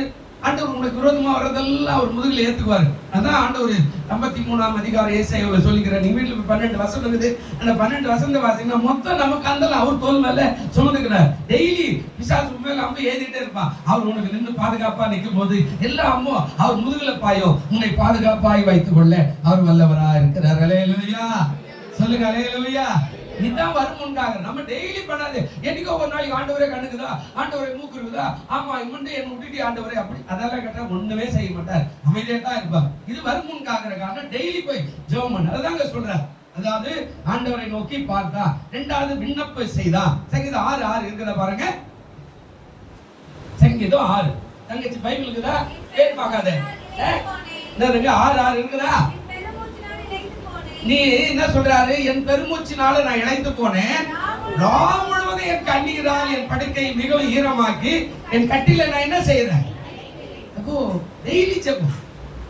இது 61:1 பாத்தீங்கன்னா அதே சங்கீதத்துல அது எப்படி சொல்றாரு பாருங்க. அதே தாவீது தான் 61ஆம் சங்கீதம் 1வது வசனம், தேவனே என் கூப்பிடுதலை கேட்டு என் விண்ணப்பத்துக்கு கவனியும். இப்போ டெய்லி அப்ப ஒண்ணு நோக்கி பாரு, ஆண்டவர் டெய்லி நோக்கி பாருங்க. வேதத்தை வாசித்தா அவரை நோக்கி பார்க்கலாம், ஜெபித்தா அவரை நோக்கி பார்க்கலாம், ஆராதனைக்கு கரெக்டா வந்தீங்கன்னா அவரை நோக்கி பார்க்கலாம், துதின்ற நேரத்துல துதிக்கணும் அவரை நோக்கி பார்க்கலாம். தனியா போகும்போது கூட நீங்க ஏதாவது கிறிஸ்துவ பாட்டை காதல கேட்டுக்கிட்டே போனா அவரை நோக்கி பார்க்கலாம். இல்ல வசனத்தை கேட்டுனே போனா அவரை நோக்கி பார்க்கலாம். வீட்டுல சமையல் பண்ணும்போது ஒரு கிறிஸ்துவ தொலைக்காட்சியை போட்டுட்டு அங்க பாடுறத கேட்டுக்கிட்டே சமையல் பண்ணினா அவரை நோக்கி பார்க்கலாம். எப்போதுமே அவருடைய பிரசன்னத்தை நீ அவர் அனுபவிச்சுக்கிட்டே இருக்கலாம். நீ என்னைக்கோ ஒரு நாள் விட. அப்போ ஆண்டவர் சொல்றாரு இங்க அவரை நோக்கி அவன் பார்த்தா. ரெண்டாவது விண்ணப்பம் செய்தான். மிக முக்கியம் விண்ணப்பம். நோக்கி பார்க்கறதுலாம் இல்ல. ரெண்டாவது விண்ணப்பம் கருத்தா. ஆமா நல்ல விண்ணப்பம் பண்ணணும். சும்மா அவங்க சொல்றாங்க இவங்க சொல்றாங்க அப்படி எல்லாம் ஜெபம் இல்ல. கருத்தா எதுக்கு ஜெபம் பண்ணணும் அதை முதல்ல கண்டுக்கணும். கல்யாணம்னா கல்யாணத்துக்கு ஜெபம் பண்ணு, காசு வேணா காசுக்கு ஜெபம் பண்ணு, வியாதினா வியாதிக்கு ஜெபம் பண்ணு. அதை விட்டுட்டு ஆண்டவரே உனக்கு அது இருக்குதா இது அதெல்லாம் கேட்க கூடாது. அப்படியெல்லாம் கேட்ட ஆண்டவர் எந்த ஒரு பதிலும் வராது. ஏன்னா நீங்க அதை கற்றுக்கொள்ளணும். எப்படி ஜெபிக்கணும்ன்றது நீ கற்றுக்கல அப்படின்னா நீ தோல்வி அடைஞ்ச ஒரு விசுவாசி ஆயிடுவேன். வெற்றி உள்ள வீரனா வரமாட்டேன். வேதத்துல எல்லாத்தையும் கத்து கொடுத்துக்கிற அதை எப்படி ஜெபிக்கணும். உன் புருஷனை கூட உன்னால திருப்ப முடியும். அடிக்கடிக்கு சொல்லியிருக்கிறேன். டிஜிபி செல்வராஜனுடைய அந்த மனைவி ஒரு பெந்தோகோஸ்து சபைக்கு போறாங்க. கோட்டீஸ்வரி, மலேசியாவில் பிறந்து வளர்ந்தவங்க. அவங்க ஊருக்கெல்லாம் நான் போயிருக்கிறோம். மலேசியா போகும்போது அவங்க ஏரியாலாம் போய் பார்த்துட்டு வாங்க. பெரிய அரண்மனை மாதிரி வீடு. இந்த அம்மா இந்த ஊருக்கு இவங்க பிசினஸ் பண்ணும்போது அந்த ஊர்ல பார்த்து அவரு கல்யாணம் பண்ணி போட்டா இங்கேயும் பெரிய அதை சும்மா கோல்டன் பீச் எல்லாம் பெரிய இடம், சொத்து எங்க பார்த்தாலும் சொத்து, ஊரெல்லாம் சொத்து, இங்கேயும் குறை இல்லை. ஆனா யார் மூலியமாவும் இது மாதிரி ஒரு பெந்தோக சபைக்கு பல்லாவரம் பக்கத்துல அவங்க போய் இயேசுவை அறிஞ்சுக்கிட்டாங்க. பாருங்க, இயேசு அறிஞ்ச உடனே இதெல்லாம் மாயை என்பது கண்டுபிடிச்சு ஜெபிக்க ஆரம்பிக்கிறாங்க. கிட்டத்தட்ட பல வருஷம் ஜெபம் பண்ணி ஆண்டவருக்குள்ள நம் புருஷன் ஆண்டவரை மாத்திருக்கிறார். அல்லேலூயா. இன்னைக்கு அவரு ரட்சிக்கப்பட்ட உடனே எங்கெல்லாம் சொத்துக்குது அங்கெல்லாம் போய் ஒரு சபை சுக ஜீவ தேவனுடைய சபைன்னு ஆரம்பிச்சு எங்கெல்லாம் அவர் மகன் ரட்சிக்கப்பட்டுட்டார். அவருடைய மகன் ரட்சிக்கப்பட்டு அமெரிக்காவுக்கு ஒரு சபையில ஆராதனை நடத்துகிற ஒரு சகோதரியாக அந்த மகள் இருக்கிறார். இதெல்லாம் நிஜம். நான் அந்த ஐக்கியத்துக்கு வருஷக்கணக்கா போயிருக்கிறேன் அவங்க கூட. ஆமா, பல இடத்துக்கு அவங்களுடைய சொத்து எங்கெல்லாம் இருக்குதோ, ஒரு முறை ஓசூர் கூட்டு போனாங்க, ஒரு முறை கன்னியாகுமரி கூட்டு போனாங்க, ஒரு முறை பெங்களூர் கூட்டு போனாங்க, ஒரு முறை திருவண்ணாமலை கூட்டு போனாங்க, ஒரு முறை திருச்சி கூட்டு போனாங்க. அங்க அந்த முகாம் மாதிரி அவங்க சொத்து எங்கெல்லாம் அங்கெல்லாம் கூட்டு போய்க்கிறாங்க. அங்கெல்லாம் இவர் ஜெபம் பண்ணி ஆராதனை நடத்துகிறார். பாருங்க, ஜெபம் மாற்றக்கூடியது தானே தவிர தோல்விக்கானதே இல்லை. அல்லேலூயா. சொல்லுங்க அல்லேலூயா. உன் புருஷனை மாற்றத்துக்கு நீ ஜெபிக்கணும். அவர் வர மாட்டேன்றாரு அப்படின்னா எப்படி வருவாரு? நீ தான் சொல்லணும். நீ ஆண்டவருக்காக போராடி ஜெபிக்கணும். எவ்வளவு பெரிய அற்புதம் கர்த்தர் உனக்கு கொடுத்தாரு, அதை நீ எப்படியா இருக்கிற அப்படின்னு சொல்லிட்டு அவருக்காக ஜெபம். இன்னைக்கு பாருங்க, குடும்பமே ஊழியறாங்க. அமெரிக்காவில் பொண்ணு ஊழியம் செய்யுது, இங்க இவரு ஊழியம் செய்யறாரு, நடுவுல மகன் மலேசியாக்கு சிங்கப்பூர் பிசினஸ் பண்ணும்போது அங்க போய் இங்கெல்லாம் சபையெல்லாம் நடத்துறாரு. சின்ன வயசுல அவருடைய மருமக போய் நடத்து. இது மாதிரி எல்லாம் மாறி பெரிய காரியம் கோட்டீஸ்வரர்களா இருந்தா கூட பிசினஸ் பண்றாங்க, ஊழியத்தை செய்யறாங்க. ஆண்டவர் சொன்னார், ஒன்று நோக்கி பார்த்தா, ரெண்டாவது விண்ணப்பை செய்தா, மூன்றாவது தான் ஹைலைட். அவன் என்ன சொன்னா அந்த 3வது வசனத்துல, எசேக்கியா மிகவும் அழுதான். எசேக்கியா மிகவும் அழுதான். தாழ்மை. எனக்கு ஒண்ணும் இல்லை ஆண்டவர், இவ்வளவு பெரிய அரண்மனை வச்சுக்கிட்டு மட்டும் நான் என்ன பண்ண போறேன்? நானே சாகணும்னா அதுக்கப்புறம் என்ன? இந்த சிங்காசனத்தை விட்டு இறங்கி சோர்புறமாய் திரும்பி அவன் தேம்பி அழுதான். அந்த அழுகை ஆண்டவரை மனம் மாற செய்த. இந்த அழகத்துக்கு முன்னாடி ஒரு விண்ணப்பம் சரியா பண்ணாம அதை நீங்க விசுவாசி கண்டுபிடிச்சுக்கணும். அவன் என்ன பண்ணா, உமக்கு முன்பாக நான் எப்படி இருந்திருக்கிறேன்? உண்மையும் வெளியில உண்மையா இருந்திருக்கிறேன், மனதில் எப்படி இருந்திருக்கிறேன்? மன உத்தமமாய் நடந்து உமது பார்வைக்கு நான் என்ன பண்ணிக்கிறேன்? அதாவது நான் அரசாட்சியில யாரையும் கொல்லல, யாரையும் ஏமாத்தல, யாருக்கு விரோதமான காரியம் செய்யல, யாருடைய பணத்தை அபகரிக்கல, யாருக்கு நீதியை புரட்டி போடல. நான் நியாயமா எதை சொல்ற நலமானதை செய்தேன் என்பதை கொஞ்சம் என்ன பண்ணுங்க, நினைத்திருங்க. அல்லேலூயா. அவர் நினைச்சா போதுங்க, நமக்கு விடுதலை தானா வந்துடும். அல்லேலூயா. அவர் நினைக்கிற மாதிரி நம்ம ஜெபிக்கணும்.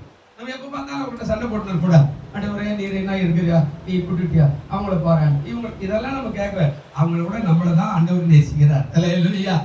நாம் அப்படிதான் நினைக்கணும். ஏன்னா அவ்வளவு எங்க வீட்டுல இப்ப நான் கூட சொல்றேன் ஒரு சிக்கலா உங்களுக்கு சொல்ல, எங்க தங்கச்சி எம்ஏ பிஎடு, ஆமா எங்க தம்பி எம்ஏ பிஎடு, எங்க அண்ணி எம்ஏ பிஎடு, எங்க அண்ணன் இப்படி எல்லாம் பெரிய பெரிய படிப்பாளி எல்லாம் பெரிய பெரிய துறையில இருக்கிறாங்கன்னா நம்ம அவங்க எல்லாம் விட்டுட்டு நம்மளை தட்டி தூக்கின்னு வந்து அவங்க எல்லாம் பிஎட் இருக்கட்டும் எம்ஏ இருக்கட்டும், ஆனா நீ எனக்காக நீ மந்தைய மேய்க்கணும், அதாவது மீன் பிடிக்கிறவள் இல்ல மனுஷர் பிடிக்கிறவளை மாற்றணும் அப்படின்ட்டு என்னை கூட்டு வந்தது. அவங்களோட நான் தான் மேன்மை. அல்லேலூயா.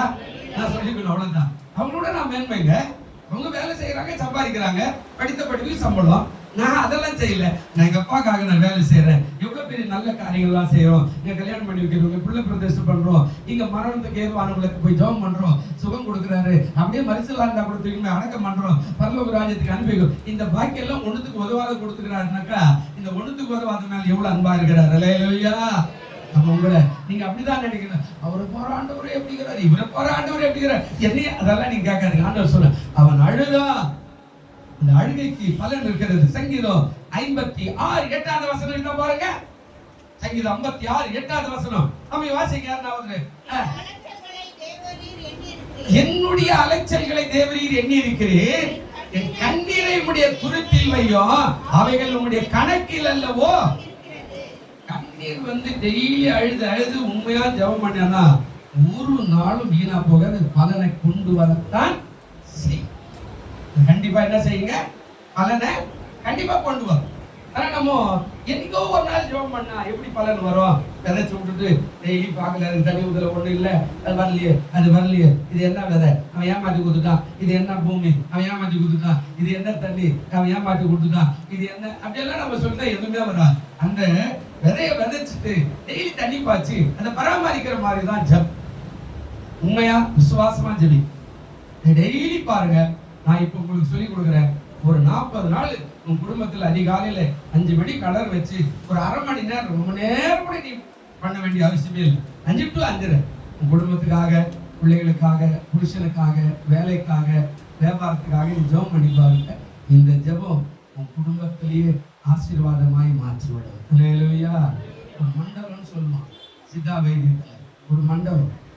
ஒரு மண்டலம் வரைக்கும் மருந்து சாப்பிட்றா எல்லா வியாதியும் மாறிவிடணும். ஒரு மண்டலம் ஆனால் சாப்பிட முடியாது. சித்தான்றது ரொம்ப ரொம்ப ஓவர் ஈட்டு உள்ள அப்படியே கழிப்பின் மேலே வந்து ஒரு 5-10 நாளைக்குள்ள நமக்கு ஹார்ட் அட்டாக்கே வர மாதிரி பண்ணிடும் அந்த மருந்து. அதுக்கப்புறம் தான் கொஞ்சம் கொஞ்சமா அது குறைந்து அது ஊறி அதுக்கப்புறம் ஒரு 35வது நாள் போறதுக்குள்ள கொஞ்சம் நிறைய தெளிவா தெரியும் நமக்கு.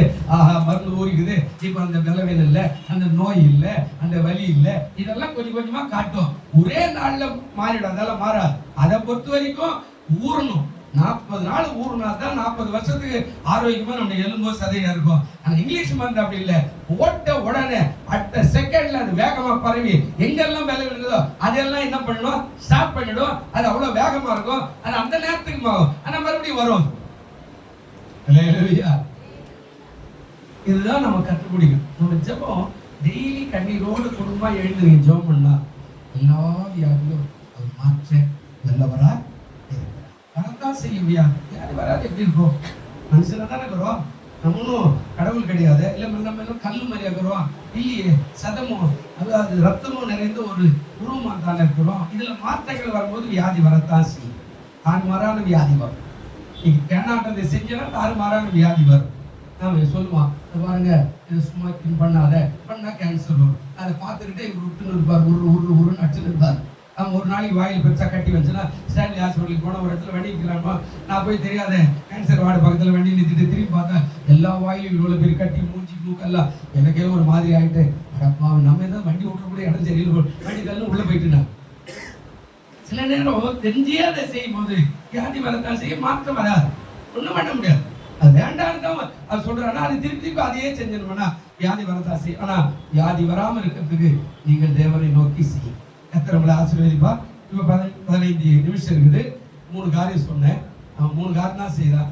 ஆண்டவர் நீங்கள் நினைப்பதற்கும் வேண்டிக் கொள்வதற்கும் மிகவும் அதிகமாய் கிரியை செய்கிற ஆண்டவர். செய்தாரா இல்லைன்னு பார்க்கணும் இல்லையா? இப்ப தேவன் செய்தார் பாருங்க. நிறைய காரியம் இவன் செஞ்சது 3 காரியம் தான். ஒன்று விண்ணப்பம் பண்ணா, ஆண்டவரை நோக்கி பார்த்தா, அழுதான். அழுகை பெரிய ஆசீர்வாதத்தை கொண்டு. நல்லா இந்த சபையில எத்தனை வருஷம் எழுதுகிறது தெரியுமா? உங்களுக்கு தெரியாது. காலையில வந்து உட்காந்து என் தண்ணி அப்படியே கொடுத்தோம் இந்த பாயில ஆத்மானுப்பாங்க. இந்த சபையை ஆசீர்வாதம்.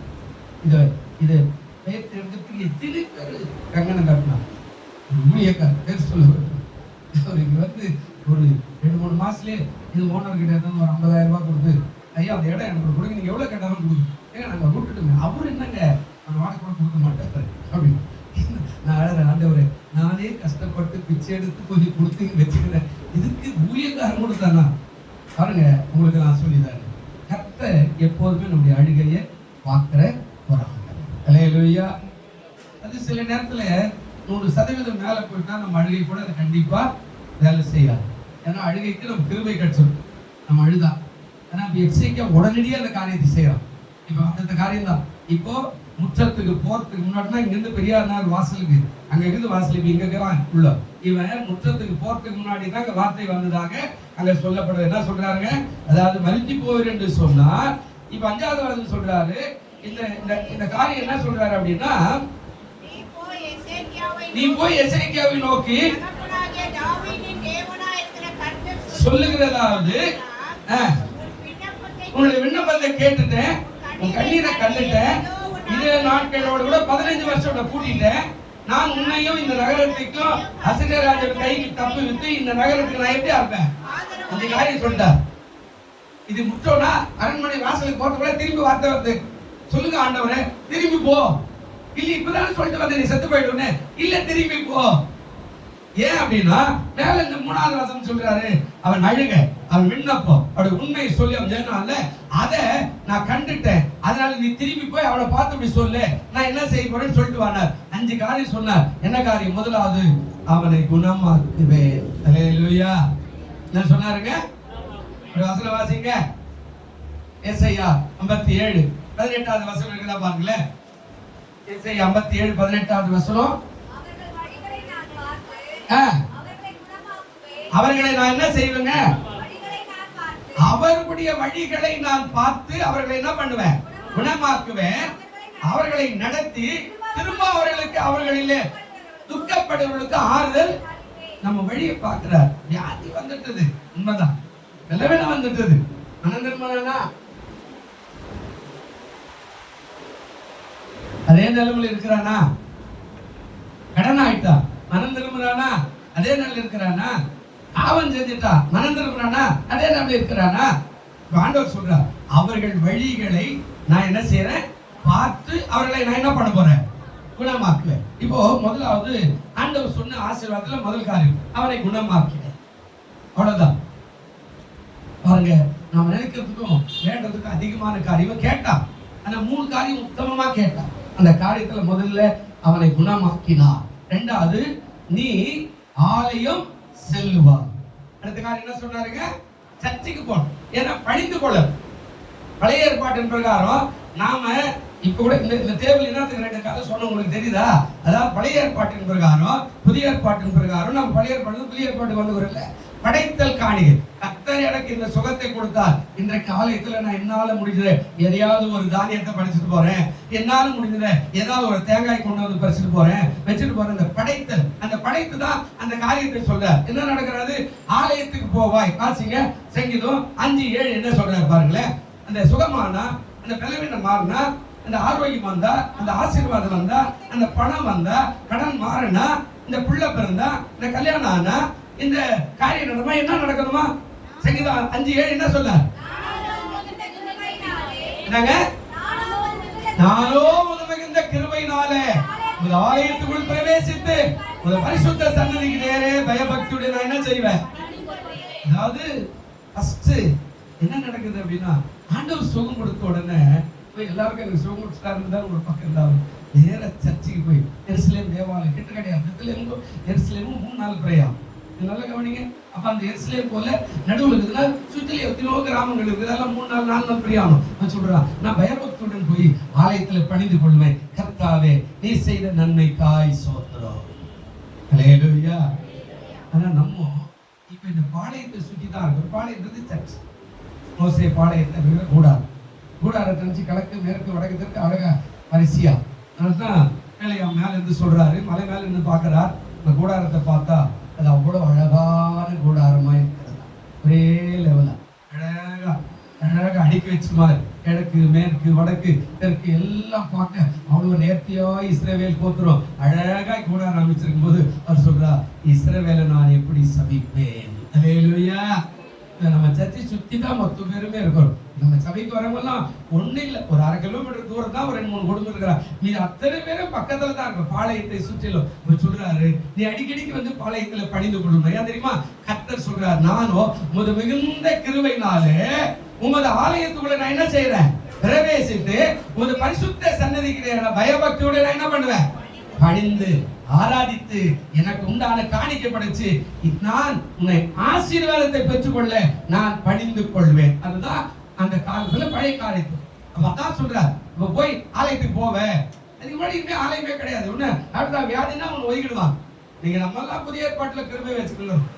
பழைய ஏற்பாட்டுல நீங்க எல்லாம் கடுமையாகவும் ஆசைன்னா பெண்களே பாடக்கூடாது, ஆலயத்துக்கே வரக்கூடாது. அதை வச்சுதான் முகமதியர்கள் இன்னைக்கு கூட அவங்களுக்கு தனியா ரொம்ப போராட்டம் நடக்குதுன்னு சில மசூதிகள்லாம் தனியா வச்சிருப்பாங்க. நீங்க தாங்கள் கூட போய் பாருங்க, அவங்க உள்ள ஜென்ஸா ஆராதனை பண்ணிப்பாங்கன்னா மேலே ஒரு கூடாரம் போட்டிருப்பாங்க. பெண்கள் சைடில் போய் மேலே ஏறி அவங்க தொழுது போடுறதுக்கு ஒரு காரியம் பண்ணி சில மசூதிக்கு திருமைத்தூர் இருக்கிற மசூதிலாம் கிடையாது. அதெல்லாம் கூட கிடையாது. பெண்களுக்கு எந்த இடமும் கிடையாது. அவ்வளவுதான், அவங்க வீட்டில் தான் தொழுது. நல்ல கவனி. இப்போ இதெல்லாம் மாற்றி புதிய ஏற்பாட்டுல கிருபையின் காலம் வந்ததுனால தான் நீங்களும் பாடுறீங்க, நீங்களும் பைபிள் வாசிக்கிறீங்க, நீங்களும் ஜெபிக்கிறீங்க, நீங்களும் ஊழியக்காரர்களாய் ஆண்டவர் உங்களை மாற்றி உயர்ந்த காரியத்தில் உங்களையும் வச்சுக்கிறார். அல்லேலூயா. எங்களை விட நீங்க தான் அதிகமா என்ன செய்யணும். ஐயோ ஐயோ எங்களை ஆண்களை விட உங்களை தான் என்ன செய்யறாங்க, ரொம்ப ரொம்ப அதிகமா நேசித்தாருங்க. உங்களுக்கு அந்த கிருபை எல்லாம் கொடுத்துட்டாரு. பாடுற கிருபை, பேசுற கிருபை, ஜெபிக்கிற கிருபை, வேதம் வாசிக்கிற கிருபை. இங்க எப்படி ஒரு சபை இருக்குது, இதே தெருவில் போனீங்கன்னா ஒரு சபை இருக்கு. இன்னும் கூட பெண்கள் வந்து அங்கே ஒன்றும் செய்யக்கூடாது, இசை கூட வாசிக்கிறது ரொம்ப கஷ்டப்படுவாங்க.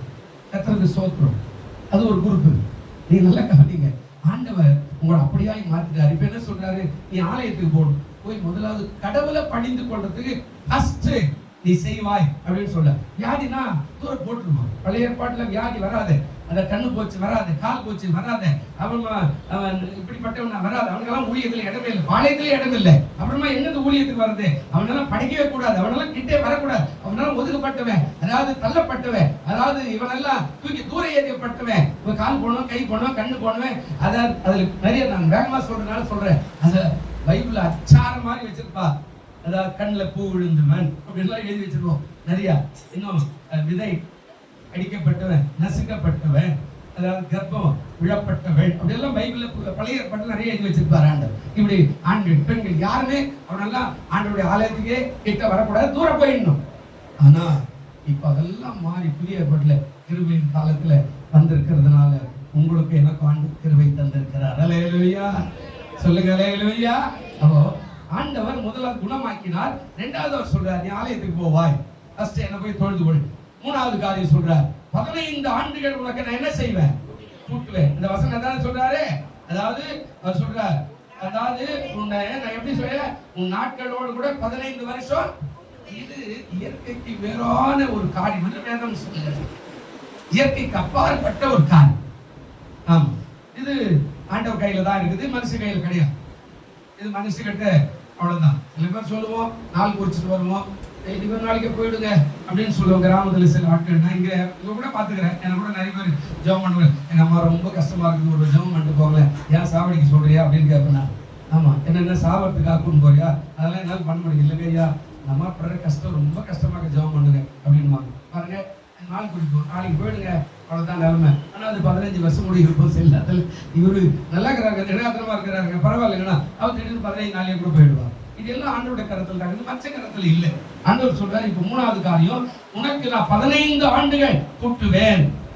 யோனா 3ஆம் அதிகாரம் 10வது வசனம் என்ன சொல்றாரு பாருங்க. யோனாவின் தீர்க்கதரிசன புத்தகம் 3ஆம் அதிகாரம் 10வது வசனம் ஒரு அருமையான வார்த்தை சொல்றாரு, வாசிங்க.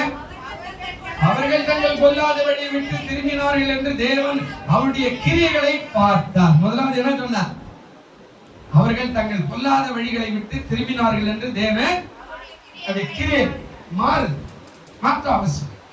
ஏன் நம்ம சபைக்கு வந்தா மாற்றம் இருக்கணும். அல்லேலூயா. நான் அங்கிருந்து மாதிரியே வந்துக்கிறேன், இங்க இருந்து மாதிரியே வீட்டுல கூட இருக்கிறேன், நான் அப்படியே தான் இருப்பேன், மாற மாட்டேன், கெட்ட வார்த்தை பேசுவேன், நான் எல்லா பாவம் அப்படி செய்வேன் அப்படின்னா ஆண்டவர் உங்க கிட்டவும் இருக்க மாட்டார், உங்க வீட்டுல இருக்க மாட்டார். இந்த சபைக்கு வேற சபைக்கு போட்டா கூட பரவாயில்ல, ஒன்றும் பிரச்சனை இல்லை, மாற்றமே கிடையாது. உனக்காக ஜெபமே வேணான்ற வேதத்துல எரேமியா 15:14 எல்லாம் நீங்க வாசிங்கன்னா சொல்றார், இந்த ஜனங்களுக்காக ஊழியக்காரனா சொல்ற, இந்த ஜனங்களுக்காக நீ விண்ணப்பம் செய்ய வேண்டாம், நீ செய்தாலும் நான் கேட்க மாட்டேன். இன்னொரு இடத்துல சொல்றார், இந்த ஜனங்களுக்காக மோசேயும் யோபுவும் ஆபிரகாமும் இவர்கள் வந்து முன்னா கூட நான் திரும்பி பாரேன். ரொம்ப வருத்தப்படுவாரான். அவர் சொல்றாரு, திரும்பினார்கள் என்று தேவனுடைய கிரியைகளை பார்த்து தாம் அவர்களுக்கு செய்வேன் என்று சொல்லியிருந்த தீங்கை குறித்து என்ன பண்றாரு, மனஸ்தாபப்பட்டு அதை இப்போ இவன் திரும்பி மனம் திரும்பிட்டு உடனே அழுத உடனே இப்ப ஆண்டவர் சொல்றாரு, இப்போ இசைக்க பார்த்து சொல்லு, நான் அவனை சாகடிக்க மாட்டேன், அவன் ஆலயத்துக்கு போவான், அவன் குணமாக்கிட்டேன். இப்ப 15 வருஷம் அவனுக்கு நாட்களை கூட்டுவேன். அல்லேலூயா. ஆண்டவர் அடுத்த எப்படி என்ன இவன் 3 காரணம் செஞ்சான், இவன் ஒண்ணுமே செய்யல. சிங்காசனத்தை விட்டு இறங்கினா, கடவுளை நோக்கி பார்த்தான், அதுக்கப்புறம் ஜெபம் பண்ணான், அதுக்கப்புறம் அழு. இவ்வளவுதான் அவன் செஞ்சது. தாழ்மை ஆயிட்டான், ரொம்ப தாழ்மை ஆயிட்டான். இப்ப இவர் சொன்னாரு, ஒண்ணு குணமாக்குறேன், 2வது ஆலயத்துக்கு போவேன், 3வது 15 வருஷம் கூட்டுவேன், 4வது என்ன நடக்குது அப்படின்னா சத்துருக்கு நான் தப்பு. இதுக்கு மேல வாழ்க்கை இருக்குது இல்ல. இது நிறைய பேர் நம்ம அறிஞ்சுக்கிறது இல்லை. நம்ம நிறைய இதெல்லாம் நான் அனுபவத்திலே சொல்றேன். நான் வெளியில கூட போய் நான் கண்டு நம்ம சபையிலேயே ஒரு ஒரு ஹிந்திக்கார அம்மா வந்தாங்க. முன்னால பாஸ்டிங் பிறகு வருவாங்க, முக்காடு போட்டு தான் வருவாங்க, நல்லா ஜெபம் பண்ணுவாங்க. அழுதாடு இங்க வரும்போதெல்லாம் அந்த வெள்ளிக்கிழமை தான் வருவாங்க, ஞாயிற்றுக்கிழமை கூட வர மாட்டாங்க. வெள்ளிக்கிழமை வருவாங்க, கண்ணீரோடு ஜெபம் பண்ணுவாங்க. ஜெபம் பண்ண அவங்க எல்லாரும் வரதுக்கு கூட நம்ம வந்து உட்காரும், ஆண்டவர் ஏற்று பாருங்க. நல்லா ஜெபிக்க ஜெபிக்க ஜெபிக்க அவருடைய சூழ்நிலைகள் மாறி அவர் கொஞ்சம் முன்னேற்றம் வரும்போது அவங்க ஸ்டாப் பண்ணிட்டாங்க. அவ்வளவுதான் அவங்களுடைய. ஒரு நாள் திடீர்னு ஒரு நாள் வெயில பார்த்து வண்டியில் போகும்போது பார்த்து கூப்பிட்டு, என்னம்மா எப்படிமா இருக்கிற? நல்லா தான் இருந்துச்சு, நான் இந்த சர்ச்சுக்கு வராது போயிட்டேன்ல, அதுக்கப்புறம் வீட்டுக்கு போனா மரிய மரிய மரியன்ற மாதிரி நிறைய காரியங்கள் வந்து வேதனை ஆயிடுச்சு, வீட்டுல இறங்க மாட்டேன்ட்டாங்க. இப்ப பாருங்க போன அதே பிரச்சனை திரும்ப வீட்டுல அதே மாதிரி ஆயிடுச்சு, மாற்றவே முடியல, என்ன செய்யறது தெரியல, சர்ச்சுக்கும் வர விட மாட்டேன்றாங்க, நான் என்ன பண்ணுவேன்னு சொல்லிட்டாங்க. பரவாயில்ல தோத்துரும், நீங்க நான் நல்லா நம்ம ஒன்றும் செய்ய முடியாது. இப்ப பாருங்க 15 ஆண்டு கூட்டினா மனஸ்தாபப்படுறார். ஆண்டவர் என்ன செய்யறாருங்க? மனஸ்தாபப்படுறார். மனஸ்தாபப்பட்டு அடுத்த வாழ்க்கையை அவர் சொல்றாரு, நான் உன்னையும் இந்த நகரத்தையும் அசிரியா ராஜாவின் கைக்கு தப்பு வித்து, அதாவது தப்பு விக்கிறேன் அப்படின்றார். அடுத்த வாழ்க்கை இருக்குது இல்ல, இன்னைக்கு நல்லது கிடைச்சிருவோன்னு இன்னைக்கு கூட நம்ம சாப்பிடுறோம், அதுக்கப்புறம் சர்ச்சை பக்கம் வரமாட்டோம். நிறைய பேர் காலியா இருக்கிறது கூட காரணம் நீங்க அப்படிதான் கேட்டோம்னா கதையெல்லாம் சொல்லுவாங்க. இல்லைங்க நான் வேலைக்கு போயிட்டேங்க, சொந்தக்காரர் வந்துட்டாங்க, இல்லைங்க நான் அப்படி இல்லைங்க, சரி காலையில் தான் சாயங்காலம் இல்லைங்க அப்படிங்க இப்படிங்கன்னுவாங்க. நல்லா கவனிங்க, தேவன் எப்போதும் அதை கவனிக்கிறவரா இருப்பார். அந்த அடுத்த நிலை இருக்குது இல்ல, இப்ப 15 வருஷம் 15 வருஷத்துக்கு வாழணும், 15 வருஷத்துக்கு சாப்பாடு கொடு, 15 வருஷத்துக்கு தண்ணி கொடு, 15 வருஷத்துக்கு கிருபை கொடு, 15 வருஷத்துக்கு உனக்கு அதாவது பராமரிக்கும், இதெல்லாம் இருக்குது இல்ல. இவன் அந்த மறந்துடுவா, ஆண்டவர் கொடுத்துட்டாருப்பா சொகம், அதை ஓடிட்டா கோயில் மறுபடியும் அதே வியாதி வரும்போதுதான் மறுபடியும் கஷ்டப்படும். நல்ல கவனிங்க. இப்ப அந்த 15 வருஷத்துல தான் உன் சத்துருவுக்கு நான் தப்பு வைப்பேன். இப்ப எரேமியா 15:20 வாசிங்க.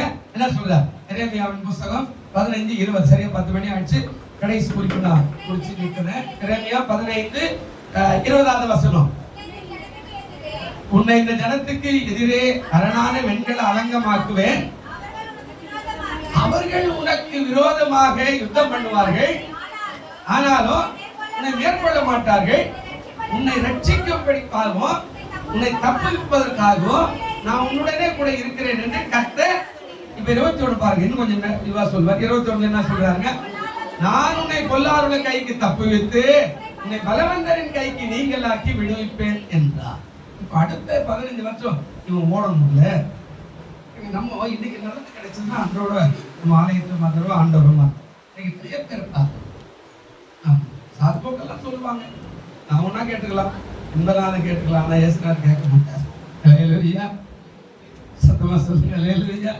உண்மையான மனுஷன் ஐயோ அப்படிங்க நான் ஏசுனார் கேட்பா, உனக்காக தானே சிலுவையை சுமந்த ஐயான்னு வந்து என்கிட்ட சொல்ற, நான் சிலுவை சுமக்கலாம் நீ நரகத்துக்கு இல்லையா போயிருப்பேன் அப்படின்னு கேட்பாருல்ல. அப்ப அவர் சிலுவை சுமந்தான் நம்ம சுகமாக்குனாரு, நமக்கு வர வேண்டிய வேலை அவர் சுமந்துக்கிட்டாரு, நமக்கு வர வேண்டிய கஷ்டத்தை அவர் சுமந்துக்கிட்டாரு, நமக்கு வர வேண்டிய பாடு அவர் சுமந்துக்கிட்டாரு, நமக்கு வர வேண்டிய நிந்தை அவர் சுமந்துக்கிட்டாரு, நமக்கு வர வேண்டிய எல்லா கஷ்டத்தை அவர் தோல் மேல சுமந்து நம்மளை காப்பாத்தி இருக்கிறாரு. இப்ப நம்ம எப்ப பார்த்தாலும் இதே சொன்னா ஹல்லேலூயா. நீங்க நிறைய வாலிபர்களை காணும், நிறைய ஆண்களை, நீங்க எல்லாம் கண்டிப்பாக வீட்டுல அவர்களுக்காக பாரப்பட்டு ஜெபித்து, நீ வந்தா தான் நான் சபைக்கு போகணும், புருஷனையும் மனைவியோ பிள்ளைகளை சொல்லிதான் நீ கூட்டு வரணும். அது ஆரம்பத்துல 5 வயசுல இருந்தே நடக்கணும். அப்பதான் உனக்கு அவன் 50 வயசு வரைக்கும் உனக்கு கட்டுப்பாட்டுல இருப்பான். நீ 15 வயசுல வாடா சர்ச்சுக்குன்னா வரமாட்டா. உனக்கு அறிவுக்குதான் கேட்பான், அம்மா அப்பா அப்பா பார்த்து உனக்கு என்ன அறிவுக்குதா அப்படின்னு கேட்பான். இப்ப அவன் அந்த கஷ்டத்தை வெளியே காட்டும் போது உன்னையே அறிவில்லாதவனா கேட்பான். ஆனா அவனுக்கு 5 வயசுல இருந்து கையோடு இழுத்துன்னு வந்து இப்படிதான் உட்காரணும், ஒரு ஞாயிற்றுக்கிழமை கூட வீட்டுல இருக்கக்கூடாது, நீ என் கூட தான் வரணும், நீ பைபிள் எடுத்துட்டு வரணும், பாஸ்டர் என்ன சொல்லி கொடுத்தா, சண்டே கிளாஸ்ல டீச்சர் என்ன சொல்லி கொடுத்தா, இதெல்லாம் நீ கேட்டு அவனை கண்டிச்சு சரி பண்ணா அவன் 50 வயசுல கூட உனக்கு கட்டுப்பட்டு வாழ்கிறவனா இருப்பான். அதனால்தான் மரணத்துக்கு நேரம் போகும்போது இயேசுநாள் ஒரு மனுஷனை பார்த்து சொன்னார், இதோ உன்னுடைய மகன். ஹல்லேலூயா.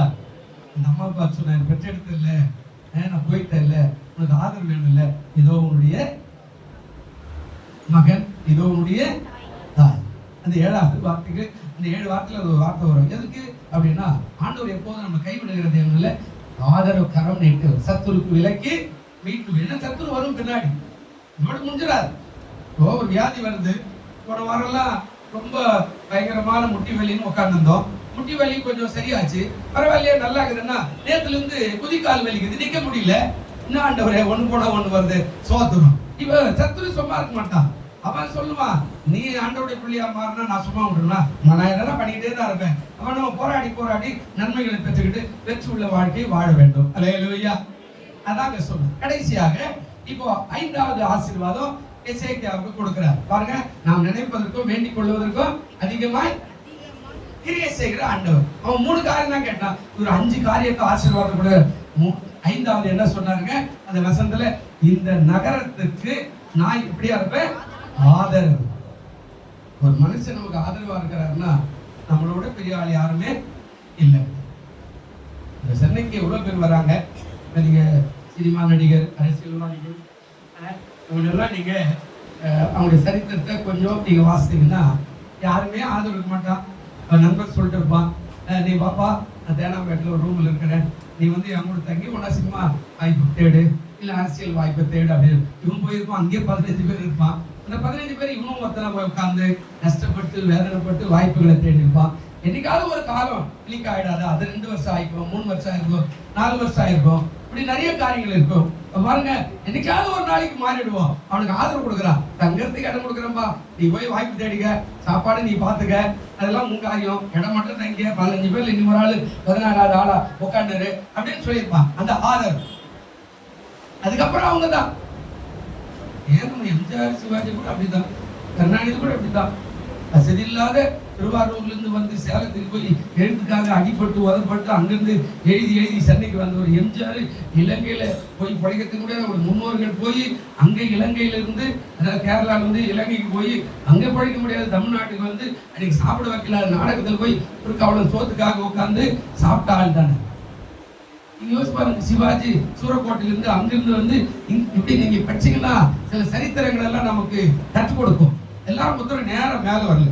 ஏன் நம்ம இன்னைக்கு இருக்கிற சினிமா நடிகர் சூப்பர் ஸ்டார்னு சொல்றோம் இல்ல, நம்ம எல்ஐசி பில்டிங்ல இருந்தாரு, கண்டக்டர் இருந்தாரு, 10 வருஷமா சென்னைக்கு வந்தது போய் சினிமா வாய்ப்புக்கு அலையோ அலைஞ்சு கட்சியில எப்படி ஆயிட்டாரு, இன்னைக்கு அவர் தான் உலகம் போகுது அப்படின்னா என்ன உங்களுக்குன்னா கஷ்டம். யாரோ ஒருத்த ஆதரவு. அல்லேலூயா சொல்லுங்க, அல்லேலூயா. எனக்கு ஆதரவு யாருமே இல்லை, என் சொந்தக்காரர் யாருமே கிடையாது. சென்னையில் நான் வரும்போது என்னை கூட்டு வந்து விட்டார், அவர் போயிட்டார், அவர் கோச்சிட்டு போயிட்டார். நான் ஒன்று கூட்டு வந்து நீங்க வந்துட்டேன், இவர்கிட்ட போயினாலும் இவர் விட்டார், அவ்வளோதான் முடியும். கடைசியில் என்ன பண்ணோம், கோயிலான போது நான் அப்படியே அலைஞ்சி சுற்றி தான் ஒத்த வடத்துக்கு போனேன். மனோகரி அம்மா கடந்தனால மறைச்சு போன எஸ்தர் அம்மா தான் சொன்னாங்க, நன்றி மறக்க மாட்டேன். ஒருவேளை அவங்களுக்கு என்னால் எதுவும் பெருசா செய்ய முடியல, ஆனால் நன்றியோடு சொல்லுவேன். எனக்கு கூட எஸ்தர் அம்மா, நீ வந்து இந்த வீட்டுல கோயில் நடத்தியா? அவங்க வந்தது கிடையாது, ஏன்னா அவங்க சிஎஸ்சிக்கு வரவங்க. அவங்க எப்பவும் ஞாயிற்றுக்கிழமை கூட நான் அவங்க பொண்ணுங்க இருப்பா. பைபிளத்தில் ஒண்ணே சொல்றேன், நீங்க சர்ச்சை நடத்தியா? எங்க போறதுன்னு தெரியாத தவிச்சு ஊரை சுத்தி வரும்போது அவங்க ஆதரவு கொடுத்தார். அந்த ஆதரவுல போய் ஆரம்பிச்சு அன்னைக்கு ஒரு ஆள் 2 ஆள் 4 எப்படியோ நாங்க ரொம்ப நாளைக்கு இருக்க முடியாதுன்றதுனால இடம் தேடி நாம இங்க வந்துச்சேன். நல்ல கவனி, ஒரு ஆதரவு யாராவது கொடுத்தா முன்னேற்ற பாதைக்கு வழி இருக்கிறது. அல்லேலூயா. அந்த சபை வளர்ந்துருக்குதுன்னா அதுக்கு எஸ்தர் அம்மாவுடைய அந்த அன்பான ஆதரவு. ஆமா நடத்தியா, பரவாயில்ல நான் இடம் கொடுக்குறேன், அது மண்ணு குடிசை இப்பவும் அதே மாதிரி இருக்குது, கொஞ்சம் மாத்தி கட்டிக்கிறாங்க, அவ்வளவுதான், இன்னும் பெருசாவுங்க கட்டல.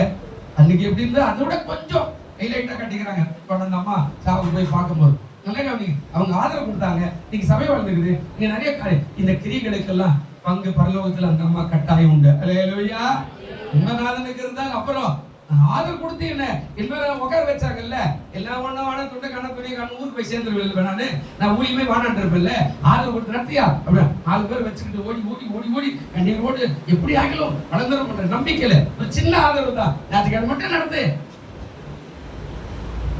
தியாகம் நல்ல ஆதரவு யாருன்னா இருந்தா ஆண்டவர் சொல்றார், உனக்கு நான் ஆதரவாக ஒரே ஒரு வசனம் வாசி நம்ம எழுந்துக்கலாம். கர்த்தருக்கு சோதரம். 2 ராஜாக்கள் 19:34 வாசி பாருங்க. 2 ராஜாக்கள் 19ஆம் அதிகாரம் 34வது வசனம். என் தாசனாகிய தாவீது நிமித்தமோ நான் இந்த நகரத்தை ரட்சிக்கும்படிக்கு இதற்கு ஆதரவாய் இருப்பேன் என்பதை கர்த்தர் உரைக்கிறார் என்று சொல்லி அனுப்பினார். அவர் ஆதரவா இருந்தா எதனாலும் சாதிக்கலாங்க. அல்லேலூயா. சொல்லுங்க அல்லேலூயா. அவர் ஆதரவுக்காரர். அதான் இப்ப சொன்னார், நீங்கள் நினைப்பதற்கு வேண்டிக் கொள்வதற்கு அதிகமாய் 5 காரியம் செய்தார். இவன் செஞ்சது 3 தான், ஆனா அவர் 5 காரியத்தை செய்தார். இதுல இன்னும் நிறைய பகுதி போயினே இருக்குது. அப்படியே ஆராய் ஆராய் ஆராய் நிறைய சம்பவங்கள் இருக்கும். இதுக்கு மேல அதையும் சொல்லிடுறேன், முடிஞ்சிடுச்சு டைம், 5 நிமிஷம் அதிகமாயிடுச்சு. இதுக்கு மேல எசேக்கியா ராஜா தன் நாட்களை சரியா பயன்படுத்திக்காம, உலக பிரகாரமா சொல்லுவாங்கல்ல, தருதலையா போனாட்டாள், அந்த மாதிரி போயிட்டான். 15 வருஷத்துல அவன் சப்ஜெக்ட் முடிஞ்சிடுச்சு. போய் எதிராளிகளுக்கெல்லாம் தன்னுடைய பொக்கிஷ சாலையெல்லாம் திறந்து காட்டி வேட்டிமை பண்ணி, என் பொக்கிஷ பாரு, என் படைய பாரு, என் வீரத்தை பாரு, என் பொண்ணை பாரு, என் வெள்ளியை பாரு, எல்லாத்தையும் காட்டணும்னு கடவுளுக்கு கோவம் வந்து அவன் பேர் உழைக்கப்பட்டு அன்றோட முடிஞ்சு போச்சாங்க. பிரியமானவர்களே, நம்ம எச்சரிக்கையா இருக்கணும். நம்ம ஆண்டவர் ஆசீர்வாதம் பண்ணிட்டாரு, இந்த கோயிலுக்கு போகலாம் கூட உண்மை உத்தமா இருக்கணும். கர்த்தர் உங்களை ஆசீர்வதிப்பார். இல்லை மறுபடியும் அதே காரியம், அதுக்கு மேல கை விட்டார்னா உன் சப்ஜெக்ட் முடிஞ்சிடும். நம்ம சில நேரத்தில் நம்மளா சொல்லிக்கலாம், ஐயா அப்படிங்க நான் ஏற்றுக்குவேன், நான் ஏசுனா கரெக்டா இருப்பாரு, உனக்காகத்தான் சிலுவை சொன்னார். கண்களை மூடுவோம். நல்ல பிதாவே, இந்த கால வேளைக்காய் செபிக்கிறோம். நாங்கள் நினைப்பதற்கு வேண்டிக் கொள்வதற்கு அதிகமாய் கிரியை செய்கிறவர் என்று சொன்னீர்கள்.